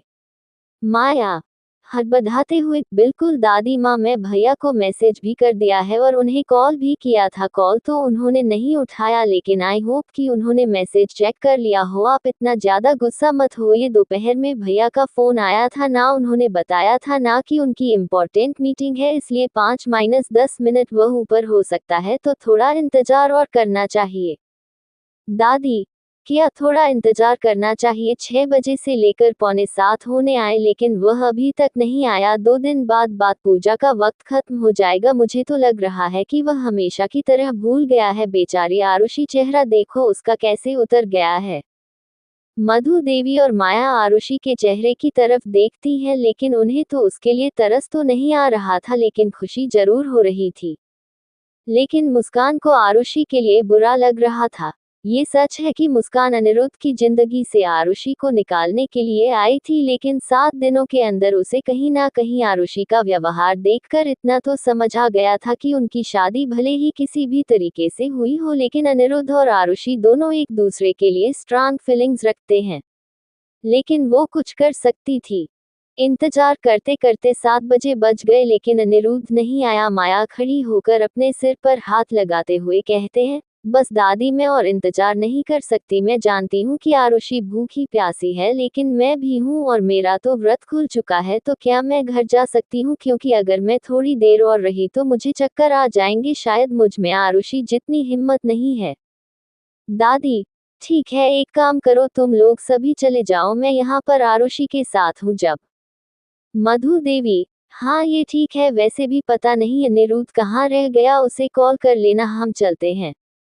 माया, मधु देवी, रोहित और मुस्कान मंदिर से बाहर चले जाते हैं। मधु देवी परेशान होते हुए कहती है, यह अनिरुद्ध कहाँ रह गया? सच में बहुत लेट हो गया, अब तो मुझे उसके लिए डर लग रहा है। माया, रिलैक्स माँ, भैया अभी तक ऑफिस में ही है, अपनी एक मीटिंग में बिजी है। 9 बजे से पहले तो वह किसी भी हालत में यहाँ नहीं आने वाले, इसलिए चिंता मत कीजिए। चलो घर चलते हैं, मुझे बहुत भूख लगी है। मुस्कान, और आरुषि का क्या? मुस्कान की बात पर मधु देवी और माया उसे गुस्से से देखती है। माया, तुम्हें आरुषि की चिंता हो रही है। मुस्कान, क्या तुम भूल रही हो कि वह तुम्हारी सौतन है, वही लड़की है जिसे तुम्हें रास्ते से हटाना है अनिरुद्ध भैया को पाने के लिए। मुस्कान, अरे मेरे कहने का मतलब यह नहीं था, मैं तो बस एक इंसानियत के नायक बोल रही थी। खैर आपने सही कहा, मैं उसकी चिंता क्यों करूंगी, मेरा व्रत हो चुका है, मुझे भी बहुत भूख लगी है, चलो जल्दी से घर पहुंचकर खाना खाते हैं। तारांकन, जहां मंदिर के सभी लोग अपने अपने घर चले जाते हैं वहीं उसे मंदिर में आरुषि और दादी अकेली रह जाती है। आखिर में पंडित भी भगवान के हाथ जोड़कर दादी के पास जाकर कहते हैं, रात के 9 बजे बज गए हैं और कब तक ये बेटी इंतजार करेगी। मुझे लगता है कि इनके पति शायद भूल गए हैं या तो किसी काम में बहुत व्यस्त हो गए हैं। वैसे भी मुहूर्त तो निकल चुका है, इसलिए अगर आप यह व्रत घर जाकर भी खुल जाए तो कोई बड़ी बात नहीं है, आप लोग घर जाए और वहां जाकर इंतजार कीजिए। दादी आरुषि की तरफ देखकर कहती है, आरुषि मुझे भी यही सही लग रहा है। सभी लोग चले गए हैं, पंडित जी भी जा रहे हैं, तो हमें भी चलना चाहिए। अनिरुद्ध भूल चुका है, वैसे भी वह पहले कभी भी इस तरह के व्रत त्योहार में शामिल नहीं हुआ तो उसे इस बार भी याद नहीं रहा। इंतजार करने का कोई फायदा नहीं है, वह अपने ही वक्त पर घर आएगा भी। आरुषि की आंखों में आंसू आ गए थे कि कहाँ वह इतनी एक्साइटेड थी, खुश थी, इंतजार कर रही थी अनिरुद्ध का अपना लुक दिखाने के लिए, अपने व्रत को खोलने के लिए, अपने पहले तीज अनिरुद्ध के साथ सेलिब्रेट करने के लिए, और वही अनिरुद्ध सब कुछ भूल गया। एपिसोड 85, मैं तुमसे बात नहीं करूंगी। रात के 9 बजे बज गए थे, अब तो दादी ने भी मान लिया था कि अनिरुद्ध अपने काम के सिलसिले में तीज को भूल गया है। आखिरकार दादी आरुषि को मनाते हुए कहती है, आरुषि अब मुझे लगता है कि अब और इंतजार करने का कोई फायदा नहीं है, हमें चलना चाहिए। अनिरुद्ध सच में तीज भूल गया है, वैसे भी वह पहले कभी इस तरह के त्योहारों में शामिल नहीं हुआ, इसलिए उसे कुछ भी याद नहीं है। यहाँ पर इंतजार करना व्यर्थ है, तुम एक काम करो, देवी माँ के आगे अनिरुद्ध का नाम लेकर अपना व्रत खोल लो और घर जाकर खाना खाओ, वह आएगा तब आ जाएगा, लेकिन फिलहाल अभी हमारा यहाँ से चलना सही है। वैसे भी इतनी रात में घर के बाहर रहना सही नहीं है। आरुषि, आंखों में आंसू, अनिरुद्ध ऐसे कैसे भूल सकता है दादी, क्या उसे सच में याद नहीं है कि उसकी एक पत्नी है जो पूरे दिन व्रत रखकर उसका इंतजार कर रही होगी। वैसे तो वह कितनी बार घर पर जल्दी आ जाता है, लेकिन आज वह भूल गया। मुझे अनिरुद्ध पर बहुत गुस्सा आ रहा है, बहुत ही ज्यादा। मैं कितनी ज्यादा एक्साइटेड थी, मेरी पहली तीज है ये, लेकिन कुछ खास नहीं रही। दादी, मैं समझता हूँ, मुझे भी आज तक अपनी पहली तीज याद है, लेकिन क्या कर सकते हैं, अनिरुद्ध इतनी आसानी से नहीं बदलता है, अब हमें चलना चाहिए। आरुषि, दादी सिर्फ 15 मिनट, और क्या 15 मिनट और हम अनिरुद्ध का इंतजार कर ले। दादी, वैसे तो कोई फायदा नहीं है, लेकिन अगर तुम्हारी इच्छा है तो ठीक है। वैसे आरुषि तुम्हें अपना फोन लाना चाहिए था, फोन होता तो अनिरुद्ध को कॉल कर लेते हैं, ऐसे यहाँ इंतजार करना नहीं पड़ता। आरुषि, दादी क्या फायदा, मायर ने किया था ना, कॉल नहीं उठाया उन्होंने, वो तो अपने काम में बिजी है, लेकिन फिर भी मैं 15 मिनट और इंतजार करूंगी, और अगर अनिरुद्ध नहीं आया ना तो इस बार उसे मेरे गुस्से का सामना करना पड़ेगा, मैं इतनी आसानी से नहीं मानूंगी। दादी, बिल्कुल तुम्हारा हक भी है, तो चलो 15 मिनट और सही। एक तरफ आरुषि अनिरुद्ध का इंतजार कर रही थी, वहीं दूसरी तरफ अनिरुद्ध अपने केबिन में आकर चेयर पर बैठकर अपने कॉलर के एक बटन को खोलता है और उसके बाद टाई को लूज करके कहता है, सीरियसली इस मीटिंग में तो आज बहुत ही ज्यादा टायर्ड कर दिया, ऐसे लग रहा है कि एक मीटिंग नहीं 10 मीटिंग कर ली है मैंने। नैना, वक्त तो लगा ही था ना अनिरुद्ध, इतने इम्पोर्टेंट मीटिंग थी, पिछले 1 महीने से हम काम कर रहे थे, लेकिन अच्छी बात यह है कि जैसा हमने सोचा था बिल्कुल वैसा ही हुआ। अनिरुद्ध, बिल्कुल, अगर यह डील मेरे हाथ से निकल जाती ना तो मुझे 2 रात तक तो नींद ही नहीं आती। नैना, मेरा भी यही हाल था, एक एक सेकंड में से लग रहा था कि डील हमारे हाथ से चली ना जाए, लेकिन फाइनली सब अच्छा हुआ, अब जाकर मुझे शांति मिली और अब मैं कुछ खाऊंगी, सुबह से भूखी हूँ, मेरा तो एक तरह का फास्ट हो गया। फास्ट, ये शब्द सुनते ही अनिरुद्ध को याद आता है कि आज तीज का व्रत है और आरुषि में उसके लिए व्रत रखा है, और ऑफिस से आने से पहले आरुषि और दादी दोनों ने ही उसे याद दिलाया था कि वक्त पर उसे टेम्पल पहुंचना है। अनिरुद्ध हड़बड़ाते हुए खड़ा होता है और अपने मोबाइल की स्क्रीन देखते हुए कहता है, 9:05 हो गए और मैं अब तक यहाँ हूँ। मैं इस मीटिंग के चक्कर में सब भूल गया। आज तो मर गया मैं, वह मुझे नहीं छोड़ेगी। नैना। अनिरुद्ध रिलैक्स, क्या हो गया और कौन तुम्हें नहीं छोड़ेगी? अनिरुद्ध, वही जो पिछले 3-4 घंटा से मंदिर में मेरा इंतजार कर रही होगी या फिर पता नहीं घर चली गई होगी। आज तो आरुषि मुझ पर गुस्से से भड़काने वाली है। मैं चलता हूँ नैना, गुड नाइट। अपना मोबाइल लेकर अनिरुद्ध तुरंत केबिन से दौड़ता है। नैना अनिरुद्ध के चेहरे पर घबराहट देखकर कहती है, तो अब यह आरुषि से डरने लगा है। आखिर इसे हो क्या गया है? एक टाइम था जब अनिरुद्ध से लोग डरा करते थे, लेकिन आज कैसे भाग कर गया है? ये पति पत्नी का खेल तो कुछ ज्यादा ही सीरियस हो गया है। कुछ सोचना होगा इससे पहले कि पूरी तरह से लड्डू हो जाए और पता चले कि इनका बच्चा भी जल्दी आने वाला है। कुछ करना होगा नैना, कुछ करना होगा। तारांकन। अनिरुद्ध गाड़ी में बैठता है, लेकिन स्टार्ट करने से पहले वह आरुषि को कॉल करता है, लेकिन आरुषि का फोन तो घर पर था, इसलिए उसको कोई रिप्लाई नहीं मिलता। उसके बाद अनिरुद्ध माया को कॉल करता है, माया जो अपने कमरे में गहरी नींद सो चुकी थी। अनिरुद्ध गुस्से से डमिट, कोई कॉल नहीं उठा रहा है। कैसे पता करूं कि आरुषि अब तक मंदिर में है या घर चली गई? मुझे पता लगाना होगा। अनिरुद्ध हाल में लगे लैंडलाइन पर कॉल करता है, जिसे एक सर्वेंट उठता है और उससे अनिरुद्ध को पता चलता है कि आरुषि अब तक मंदिर में ही है, वह उसका इंतजार कर रही है। ये सुनने के बाद तो अनिरुद्ध की दिल की धड़कनें और भी बढ़ जाती है। तुरंत फोन कट करके अनिरुद्ध अपनी गाड़ी मंदिर की तरफ मुड़ता है। 9:15, वह वक्त भी खत्म हो गया था। आखिरकार अपनी रुआंसे से मन से आरुषि कहती है, आज अनिरुद्ध ने मुझे बहुत हर्ट किया है। आज एहसास हो गया कि उसके लिए कम से ज्यादा कुछ इम्पोर्टेंट नहीं है। चलिए दादी, अब यहाँ रुकने का कोई फायदा नहीं है।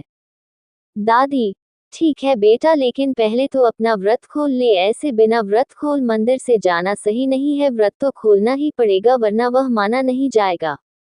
आरुषि, ठीक है दादी, आप बताएं मुझे कैसे व्रत खोलना है। दादी आरुषि को व्रत खोलने की विधि समझता है और आखिर में दादी पानी का गिलास आरुषि के हाथ में देते हुए कहती है, अनिरुद्ध का नाम लेकर इसे पी लो और अपना व्रत खोल लो। पूरी विधि करने के बाद आरुषि जैसे ही पानी का गिलास अपने होठों तक लगती है, तभी पीछे से अनिरुद्ध की तेज आवाज आती है, रुको आरुषि। अनिरुद्ध की आवाज सुनते ही आरुषि और दादी दोनों चौंक जाती है और वह मुड़कर देखती है तो सामने अनिरुद्ध खड़ा था। अनिरुद्ध को देखकर पहले तो आरुषि के चेहरे पर एक मुस्कुराहट आ जाती है, लेकिन तुरंत ही उसकी मुस्कुराहट गुस्से में बदल जाती है और वह अनिरुद्ध को गुस्से से देख रही होती है। अनिरुद्ध हिचकिचाते हुए धीरे धीरे अपने कदम आगे बढ़ता है और आरुषि के पास पहुंचकर उसके पास बैठते हुए कहता है, तुम मेरा अब तक इंतजार कर रही थी, वह मुझे काम में देरी हो गई एक्चुअली वह। अनिरुद्ध अपनी बात पूरी करता तभी आरुषि उसे टोकते हुए गुस्से से कहती है, मुझे तुम्हारी रीजन नहीं सुनने हैं कि ग्लास उठाओ और मुझे पानी पिलाकर मेरा व्रत खोलो। आरुषि का गुस्सा देखकर अनिरुद्ध झेंप जाता है। दादी भी अनिरुद्ध की डरी हुई शक्ल देखकर मन ही मन मुस्कुराती है, क्योंकि यह सब पहली बार हो रहा था कि किसी के कारण अनिरुद्ध डर रहा था और कोई अनिरुद्ध पर गुस्सा दिखा रहा था। अनिरुद्ध आरुषि के हाथ से गिलास लेता है और उसे पानी पिलाकर उसका व्रत खोलता है। व्रत की विधि पूरी होने के बाद अनिरुद्ध आरुषि और दादी मंदिर से बाहर आते हैं। अनिरुद्ध दादी के लिए दरवाजा खोलता है। दादी के बैठने के बाद अनिरुद्ध दरवाजा बंद ही कर रहा होता है कि तभी आरुषि दरवाजे को खींचकर दादी के पास बैठ जाती है। हालांकि अनिरुद्ध चाहता था कि वह उसके साइड वाली सीट पर बैठे, लेकिन आरुषि इतने गुस्से में थी कि अनिरुद्ध उसे कुछ भी कहने की हिम्मत नहीं कर पाता। कुछ देर में ही अनिरुद्ध आरुषि और दादी राणा विला पहुंचते हैं। दादी उतरकर पहले घर के अंदर चली जाती है और दादी पीछे से आरुषि और अनिरुद्ध जा रहे होते हैं। अनिरुद्ध आरुषि का हाथ पकड़ने की कोशिश करते हुए कहता है, आरुषि रुको, तुम ऐसे कैसे भागे जा रही हो? मैं जानता हूँ कि तुम बहुत गुस्सा हो, लेकिन आरुषि गुस्से से अनिरुद्ध के हाथ को झटकते हुए कहती है, तुम मुझसे बात मत करो अनिरुद्ध, मुझे तुम पर बहुत गुस्सा आ रहा है। इतना कहते ही आरुषि की आंख में आंसू आ जाते हैं। अनिरुद्ध और आरुषि हाल में पहुंचते हैं। अनिरुद्ध आरुषि का हाथ पकड़कर उसे रोकते हुए कहता है, तुम पहले रोना बंद करो, तुम ऐसे रोगी तो मुझे भी तकलीफ पहुंचेगी। और आरुषि एक बार तो मेरी बात सुन लो, फिर जितना गुस्सा करना है कर लेना। आरुषि गुस्से से अनिरुद्ध के हाथ को झटकती है और उसे जोर से पुश करती है, जिसके कारण अनिरुद्ध सोफे पर बैठ जाता है और जैसे ही वो उठने की कोशिश करता है और उसे पुश करती है और उसे पर गुस्से से चिल्लाते हुए कहती है, क्या सुनो मैं, बताओ क्या सुनो मैं, क्या रीजन है तुम्हारे पास? कुल मिलाकर एक ही रीजन होगा कि आरुषि, मेरी मीटिंग थी जो बहुत इम्पोर्टेंट थी, जिसके लिए मैं बहुत मेहनत कर रहा था और उसके चक्कर में मैं भूल गया, मुझे माफ कर दो आरुषि, लेकिन आइंदा ऐसा नहीं होगा, यही सब तुम्हारी बातें होगी। बट सॉरी अनिरुद्ध, मैं तुम्हारी इन बातों से कन्विंस नहीं होने वाली। आज मुझे एहसास हो गया कि तुम्हारे लिए तुम्हारे काम से ज्यादा इम्पोर्टेंट कुछ नहीं है, मैं भी नहीं। एक तरफ मैं हूँ जो तुम्हारे लिए इतनी तैयार हो रखी थी, सो रही थी कि तुम आओगे, मुझे देखोगे, मेरी तारीफ करोगे, खुश होंगे कि तुम्हारी पत्नी ने तुम्हारे लिए व्रत रखा है, तुम्हारे लिए कितनी सजी धजी है। लेकिन नहीं, तुम्हें तो अपने काम से ही फुर्सत नहीं है।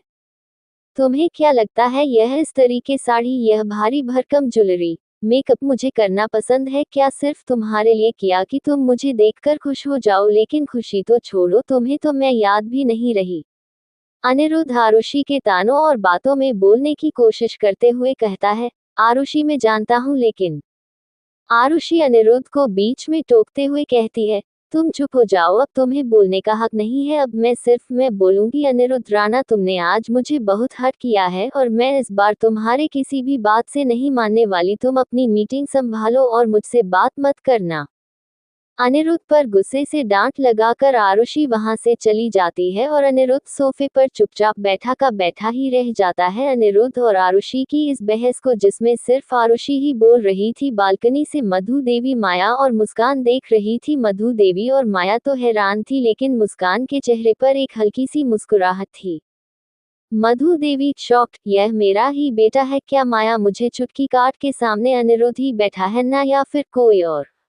माया, माँ, चुटकी काटने की जरूरत नहीं है, ये सामने अनिरुद्ध भैया ही बैठे हैं। सच बताओ तो मुझे भी यकीन नहीं हो रहा, ये कौन सा रूप देख रहे हैं हम इनका। देखो तो सही कैसे सोफे पर चुपचाप बैठ गए हैं और आरुषि उन्हें गुस्सा करके उन्हें डांट मार कर चली गई है। मुझे तो यकीन नहीं होता कि हमें अपनी जिंदगी में ऐसा भी देखना पड़ेगा, जहां पर कल की आई हुई लड़की अनिरुद्ध भैया को चुप कराकर चली जाएगी और अनिरुद्ध भैया कुछ भी नहीं बोल पाएंगे। मुस्कान, चेहरे पर हल्की सी स्माइल, मर्द चाहे कितना भी खतरनाक क्यों ना हो, लेकिन अपनी पत्नी के आगे उसकी नहीं चलती है। अब जो उसने किया है, अनिरुद्ध को भुगतना तो पड़ेगा ही ना। मधु देवी, मुस्कान, तुम ये कैसी बातें कर रही हो? तो मैं क्या, उन दोनों की यह लड़ाई देखकर मजा आ रहा है, अच्छा लग रहा है? तुम उन मियाँ बीवी की बहस को एंजॉय कर रही हो क्या? तुम्हें बुरा नहीं लग रहा उन दोनों की इस नजदीक को देखकर? मुस्कान, अपने मन में सच बताओ तो बिल्कुल बुरा नहीं लग रहा। माया, मुस्कान, बोलो क्या सोच रही हो? क्या तुम पीछे हट रही हो? देखो, तुम ऐसा नहीं कर सकती, हमारे हमारे तुम पर बहुत उम्मीदें हैं। मैं तुम्हें अपनी भाभी के रूप में देखना चाहती और मन बहू के रूप में। मुस्कान, मैं सच बताऊं तो शायद मुझे नहीं लगता कि आपका जो सपने हैं कभी पूरे हो पाएंगे। अनिरुद्ध और आरुषि के बीच में ऐसी कोई दूरी नहीं आने वाली जो आप चाहते हैं। मैं तो शायद शादी की उम्मीद छोड़ दी है, क्योंकि जहां से मैं देख रही हूं, मुझे ये लग रहा है कि उन दोनों के बीच में प्यार की नींव दश रख चुकी है, जिसे आप लोगों का तोड़ना आसान नहीं है। मैं पीछे नहीं हट रही हूँ, लेकिन मैं अपनी तरफ से कोई कोशिश नहीं करूंगी। अब आपके ऊपर है, आप आरुषि को अनिरुद्ध की जिंदगी से कैसे दूर करते हैं। मुस्कान अपनी बात कहकर वहां से चली जाती है। मुस्कान के जाने के बाद माया हैरान होते हुए कहती है, आपने इस लड़की को पसंद किया था अनिरुद्ध भैया के लिए? ये तो शादी से पहले ही पलट गई, और अगर इसकी शादी हो जाती तो पता नहीं क्या करती। माँ, अब तो मुझे भी लग रहा है कुछ नहीं होने वाला। मधु देवी, तुम भी उसके भाषा मत बोलो, वैसे भी मेरा में मकसद अनिरुद्ध की जिंदगी में मुस्कान को लाना नहीं है, अनिरुद्ध की जिंदगी में से आरुषि को हटाना है, उसे निकालना है इस तरह से कि वह दोबारा उसकी जिंदगी में नए पे। मुस्कान तो बस एक मोहरा है, मैं कुछ करूंगी और बहुत जल्दी करूंगी। माया, अपने मन में ये लाइन सुनते हुए 1 महीना पूरा होने आया, लेकिन ना तो आरुषि घर से डर गई है और ना ही अनिरुद्ध द्वारा आरुषि के बीच में कोई ऐसी दरार आई है। पता नहीं ये कभी जिंदगी में सच होगा भी या नहीं, अब तो मुझे भी डाउट हो रहा है। अनिरुद्ध आरुषि के कमरे के दरवाजे को खटखटाते हुए कहता है, आरुषि ऐसा मत करो प्लीज, बस एक बार दरवाजा खोल दो, मैं तुम्हें सब बताऊंगा। आरुषि मेरी बात सुनो। आरुषि गुस्से से, अनिरुद्ध चुपचाप जाकर सो जाओ, ये दरवाजा अब सुबह से पहले नहीं खुलेगा। मुझे भी नींद आ रही है, मैं भी थक गई हूँ पूरे दिन तुम्हारा इंतजार करते करते, कम से कम सोने तो दो मुझे। अनिरुद्ध आरुषि को झूठी धमकी देते हुए कहता है, देखो आरुषि आप बहुत हो गया, मैं तुम्हारी बातों को बहुत लाइटली ले रहा हूँ क्योंकि तुम मेरी पत्नी हो, तुमने मेरे लिए बहुत कुछ किया है, लेकिन भूलो मत कि मैं अनिरुद्ध राणा हूँ, मैं जो चाहे कर सकता हूँ, इसलिए चुपचाप दरवाजा खोलो और बाहर आओ। आरुषि दरवाजे के पास आकर जोर से कहती है, अनिरुद्ध राणा तुम कितनी भी धमकी देने की कोशिश करो, लेकिन मैं नहीं रहने वाली, ये दरवाजा सुबह से पहले नहीं खुलेगा और अगर तुम्हें इंतजार करना है तो पूरी रात खड़े रहो, दरवाजा खटखटाते रहो, बात बढ़ते रहो, लेकिन मैं दरवाजा नहीं खोलने वाली, मैं सोने जा रही हूँ, गुड नाइट। बाकी का नेक्स्ट एपिसोड नेक्स्ट पार्ट में कवर करेंगे। कहानी को लाइक शेयर कमेंट जरूर करें और प्लीज लाइक भी जरूर करें। Thank you.